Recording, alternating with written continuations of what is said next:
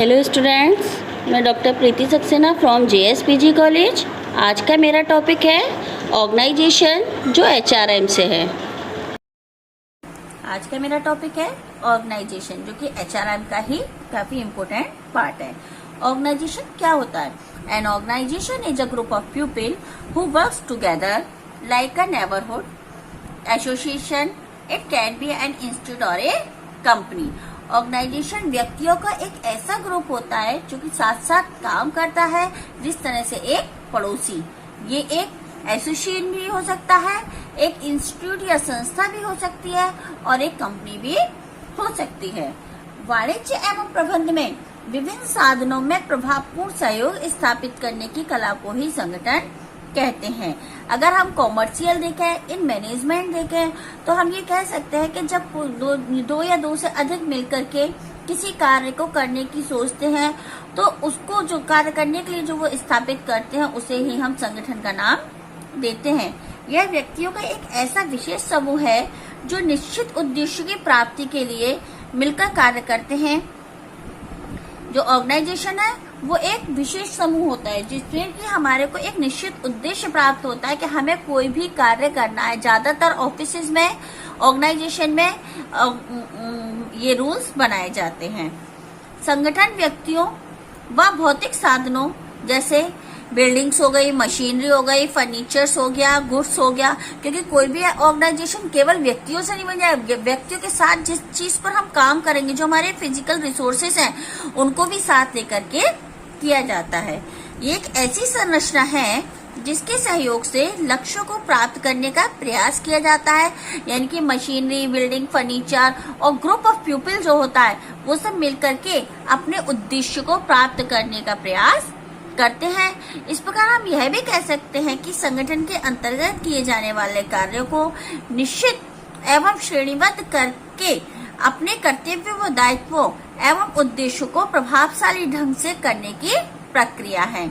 हम ये भी कह सकते हैं कि ऑर्गेनाइजेशन क्या है कि किसी वर्ग को अपने दायित्व और उद्देश्यों को प्रभावशाली बनाने के लिए, उसे और इम्प्रूव करने के लिए और उसे इम्प्रेसिव बनाने के लिए जो भी हम प्रोसेसिंग अपनाते हैं, वो हमारी ऑर्गेनाइजेशन है। यह वह सामाजिक व्यवस्था है जिसका लक्ष्य अपने कार्य की समीक्षा करते हुए स्वयं को नियंत्रित करती है। यह वह सामाजिक व्यवस्था होती है जिसका लक्ष्य क्या होता है? क्या अपने कार्य को इस तरह से नियंत्रित करे, स्वयं को इस तरह से नियंत्रित करे कि वो अच्छे से अच्छा हो। Nature and characteristics of organisation, यानी कि किसी भी ऑर्गेनाइजेशन की प्रकृति एवं विशेषताएं।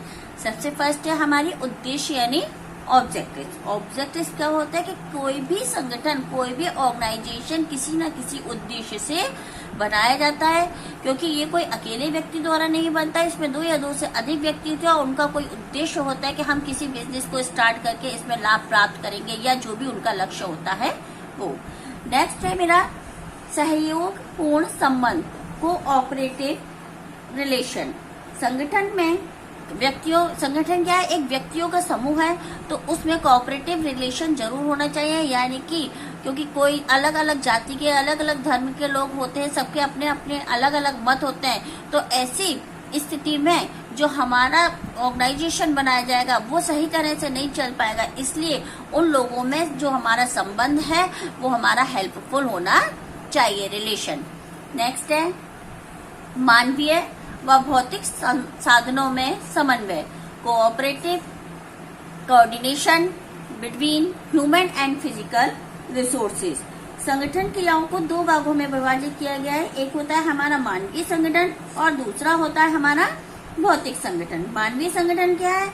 मानवीय संगठन में हमारी एम्प्लॉयज की नियुक्ति, यानी कि स्टाफिंग आ जाती है, उनकी पदोन्नति, उनका सीनियरिटी आ जाती है, उनकी ट्रेनिंग आ जाती है, डिसिप्लिन आ जाता है, कंट्रोलिंग आ जाती है, वेलफेयर आ जाते हैं, उनके जो राइट्स होते हैं ये आ जाता है। जबकि फिजिकल हमारे रिसोर्सेज में क्या आता है कि फिजिकल रिसोर्सेज में जो हमारी मशीनरी है, बिल्डिंग्स हैं, फर्नीचर है, इन सबको सम्मिलित कर दिया जाता है, क्योंकि इसका जो स्कोप होता है वो काफी फैला हुआ होता है, बहुत बड़ी मात्रा में होता है। तो इसमें हमारा मानवीय व भौतिक दोनों साधनों में समन्वय का होना आवश्यक है। नेक्स्ट है मेरा संबंधों का ढांचा, यानी कि स्ट्रक्चर ऑफ रिलेशनशिप।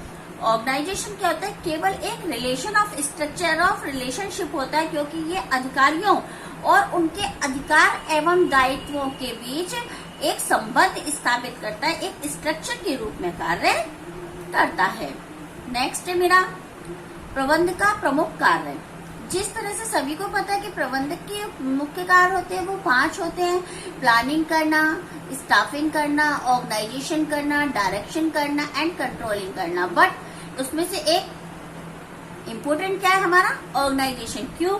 कि जब कोई ऑर्गेनाइजेशन ही नहीं होगा तो हम किस काम के लिए, कोई बिजनेस के लिए कैसे किसी कार्य को करेंगे, और साधनों को समुचित उपयोग किस तरह से लाएंगे, किस तरह से हम उनकी लागतों में कमी करेंगे, प्रोडक्शन को कैसे बेहतर बनाएंगे, किस तरह से हमारा जो एम्प्लॉइज के साथ रिलेशन है उसे अच्छा बनाएंगे, कैसे हम अपने एम्प्लॉइज को मोटिवेट करेंगे, ये सब हमारा मैनेजमेंट के फंक्शन में ही आता है।